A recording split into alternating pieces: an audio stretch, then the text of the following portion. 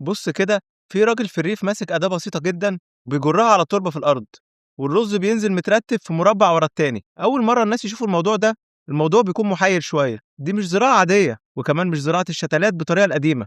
الحقيقة الخطوة دي هي اللي بتحدد إذا كان محصول الرز كله هيطلع متساوي طول الموسم ولا لأ. الفلاحين بيستخدموا قالب كده يثبتوا بيه المسافة وعدد البذور من البداية. بعد كده البذور دي بتتحط في صواني الشتلات، وهناك الرطوبة والحرارة والتهوية بتظبطها عشان البذور تنبت كلها متساوية. أضعف مرحلة في حياة الرز اللي فيها البذور بتبوظ أو الشتلات تبقى ضعيفة، فالطريقة دي بتتعامل معاها جوه المكان المتحكم فيه. البذور الفاسدة أو الشتلات الضعيفة اللي ما بتنبتش كويس كله بيتفلتر هنا.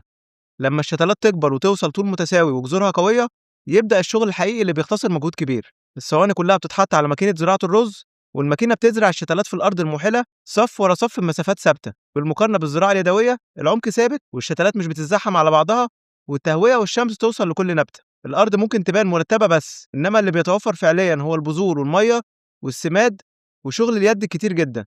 يعني لو فاكر إن زراعة الرز لسه كلها خبرة ورمية حظ، الحقيقة إن الموضوع بقى نظام مستقر ومضمون وآلي لحد كبير. وأخيرا، لو عجبك الفيديو اضغط لايك وشير، وتابعني وانتظر المزيد. شكرا.